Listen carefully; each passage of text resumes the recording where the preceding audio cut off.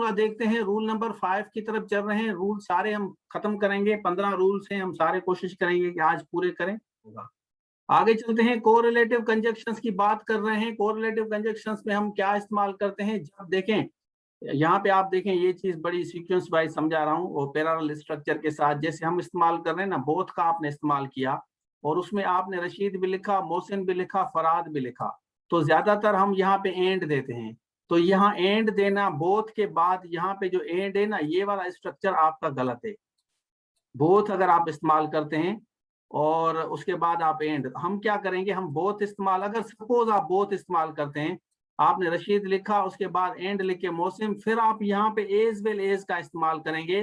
Suppose अगर आपको 3 लोगों की बात करनी है और शुरू में आप बोथ का इस्तेमाल कर रहे हैं, तो यहाँ पे आपका एज वेल एज आएगा सेकेंड पार्ट में, सेकेंड पार्ट में एज वेल एज आएगा।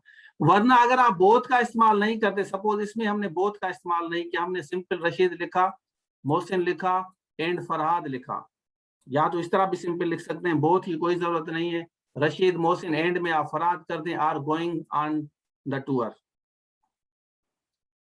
ठीक है, तो इस तरह आप इस्तेमाल कर सकते हैं। आगे चलते हैं, to reach your goal you must plan and work as well. As well को फिर हम एक इस तरह भी इस्तेमाल कर सकते हैं जो हमारा आल्सो का सेंस देता है। एज वेल हमारा आल्सो का भी सेंस देगा। We will keep in touch by both writing and calling, और नीचे में आप लिखेंगे यहाँ पे as well as visiting each other. अब देखिए यहाँ पे हमने बोथ का इस्तेमाल किया है ना, यहाँ हमने लिखा बोथ का इस्तेमाल किया, फिर हमने राइटिंग भी लिखा, कॉलिंग भी लिखा, और उसके साथ साथ हम बात कर रहे हैं कि विजिटिंग भी हमने किया। आए फिर इस तरह भी इस्तेमाल कर सकते हैं, as well as my brothers, तो यहाँ हम एम का इस्तेमाल करेंगे। जब भी आप एज वेल एज इस्तेमाल करें किसी सेंटेंस में, तो फर्स्ट पार्ट ऑफ द जो सब्जेक्ट है उसको हम फॉलो करेंगे। I as well as my children am going to Karachi. I as well as my students am attending the class. Am होगा आपका, भले आप मेरे स्टूडेंट से कुछ भी लगा रहे हैं, लेकिन एज वेल एज के बाद।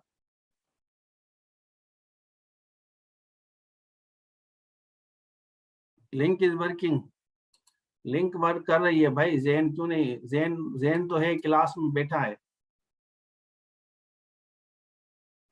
Jain is in the class भाई, आई कैन सी हिम। आप देखें नीचे जैन का है। चलिए आगे चलते हैं। शी एज वेल एज, यहाँ पे देखें she as well as her sister, तो यहाँ आपका एज आएगा। She as well as her sisters, ठीक है, यहाँ आपका एज आएगा भाई। और going to visit the village, इसी तरह दे हम यहाँ पे रखें, उसके बाद एज वेल एज रखें देयर फ्रेंड्स, तो आर आएगा, क्योंकि फर्स्ट पार्ट को हमें देखना है। फर्स्ट पार्ट दे है तो आर आएगा, शी है तो इज आएगा, आई है तो एम आएगा आपका। इसी तरह ही as well as is all brothers, यहाँ ब्रदर्स आएगा आपका, ऐसे लगा दें। ही यहाँ पे दिया तो ये आपका इज आएगा भाई, ऑल ब्रदर्स। इसी तरह I as well as my friends, तो यहाँ आप एम देंगे आप, ठीक है। गोइंग टू कराची, यहाँ तक समझ आ गया आपको। एज वेल एज इस्तेमाल करने के लिए आपको first part of the subject को फॉलो करना है अकॉर्डिंगली। आगे चलते हैं, ईच, यहाँ पे देखें each of the students was doing homework, हर शागिर्द होमवर्क कर रहा था। Each of the students was doing homework आपका है, ठीक है। और each of the citizens cleans, तो जब भी आप ईच का लफ्ज इस्तेमाल करेंगे, जैसे अभी मैंने आपको बताया, ईच के बाद आप क्या इस्तेमाल करते हैं, आप लगाते हैं, तो या तो आप ईच सिंपल भी इस्तेमाल करते हैं, या उसके अलावा दूसरा भी फार्मूला है इसका। थोड़ी सी प्रैक्टिस में करवाता हूँ ईच के बारे में, काफी बच्चों को इश्यूज होते हैं जब ईच की बात आती है। चलें, अब आप मुझे बताएं, आपको सेंटेंस दिए जाएंगे,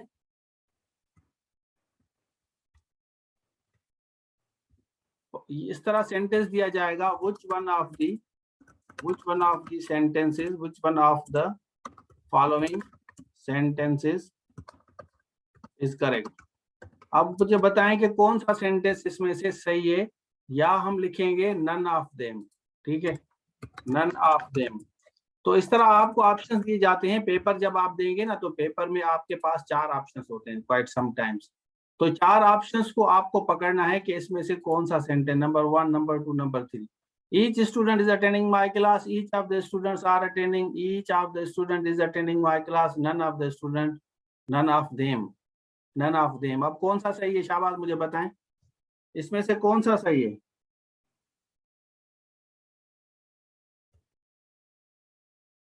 सी वाला, दूसरा।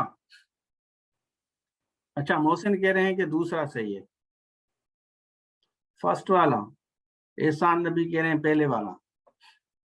आशिर कह रहे हैं दूसरा। ईच ऑफ द स्टूडेंट्स, बहीद कह रहे हैं इज।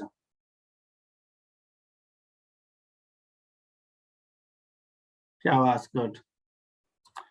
चलें, अब मैं आपको बताता हूं। देखें, अगर आपको इसको इस्तेमाल करना है तो ये वाला सेंटेंस आपका करेक्ट है और ये वाला आपका रॉन्ग है। ये वाला आपका रॉन्ग है। क्यों रॉन्ग है ये भी मैं आपको बताता हूं कि ये क्यों रॉन्ग, ये भी रॉन्ग है। नन ऑफ देम तो आपका नहीं आएगा। करेक्ट सेंटेंस आपका ये वाला है, ये वाला आपका करेक्ट। देखें, जब हम बात करते हैं ना, जब हम बात करेंगे ईच की, तो ईच के 3-4 मेथड्स हैं। एक तो आप कहेंगे ईच स्टूडेंट इज अटेंडिंग। अगर आप ईच के साथ ऑफ लगाते हैं, ईच ऑफ द, फिर आप लगाएंगे स्टूडेंट्स, शागिर्दों में से हर कोई, तो यहाँ पे इज आएगा, इज अटेंडिंग द क्लास। अब आपका सही है। लेकिन आप इस तरह नहीं कह सकते कि each of the student is attending. ये वाला सेंटेंस आपका गलत है। Each of the student is attending the class, तो ये वाला आपका सेंटेंस गलत है। ये मैंने लिख लिया है, ये गलत है। चलें आगे चलें। यहाँ मैं देखें, मैं कोशिश कर रहा हूँ कि जो चीज आपको समझ नहीं आ रही ना, मैं उसको थोड़ा सा रिपीट कर दूं। फर्दर अगर आप मुझे बताएंगे कि मैं चलता जाऊं तो मैं आगे भी चलता जाऊंगा, लेकिन मैं कोशिश कर रहा हूं कि कोशिश करूं कि आपको समझाऊं। चलें, रूल नंबर 6 की तरफ आ रहे हैं। कोरिलेटिव कंजक्शन की हम बात कर रहे थे, जैसे she speaks both English as well as Spanish, तो ये आपका गलत है। अगर इसके साथ आप इस्तेमाल करेंगे ना बोथ, और बोथ जब आपके हैं ही दो, तो यहाँ एज वेल एज आप इस्तेमाल नहीं कर सकते।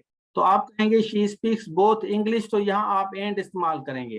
जब 3 होंगे तो फिर आप इस्तेमाल कर सकते हैं, जैसे हमने यहाँ पे लिखा था, weather on Sunday will be both sunny and warmer. यहाँ आप एज वेल एज नहीं लगा सकते जैसे हमने यहाँ पे लगाया है, तो ये वाला हमारा स्ट्रक्चर भी गलत है। तो हमें ये समझना है कि बोथ के साथ एज वेल एज और एंड किस तरह होगा आपका। 7 की तरफ आ रहे हैं। I plan to move as soon as I will find another apartment. ठीक है, तो आई प्लान टू, ये एक सेंटेंस में आप लोगों को देता हूं तो मुझे पता चले कि आपको समझ आया है या नहीं। I plan to move as soon as I will get free. अब ये सेंटेंस सही है गलत है? शाबाश बताएं। I plan to move as soon as I will get free, या as soon as I will get free I will plan to move. अब आप देखिए इसमें,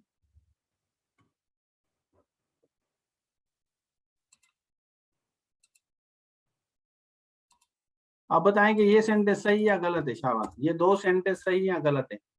ये स्ट्रक्चर कंपोजिशन में प्रॉब्लम करेंगे आपको, इसलिए आप फोकस करें मेरी क्लास में, कंपोजिशन आपकी अच्छी हो जाए, जैसे कंपोजिशन में आपको कोई इशू ना हो।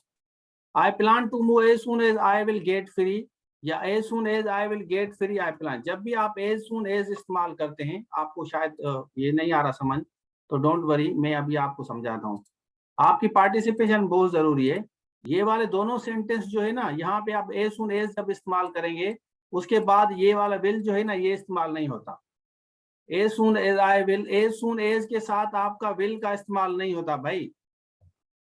फर्स्ट वन भी गलत है। I plan to move as soon as I will get free, no, as soon as I get free. As soon as के बाद विल का इस्तेमाल आप नहीं कर सकते। चलें नीचे जाएं, ये सारे कोर्सेज आपको नज़र आएंगे, पूरे कोर्सेज पड़े हुए हैं। किसी भी आप जॉब के लिए तैयारी कर रहे हैं, FIA हो, YSI हो, उसके अलावा टीचिंग हो, और IBS TS हो, BPS 5 to 15, municipal town officer हो, आपका लेक्चरर हो, एसे राइटिंग हो, पिरसी राइटिंग हो, या जूम लाइव क्लासेस इंग्लिश के लेने, तो आप इस नंबर पर रब्ता करें।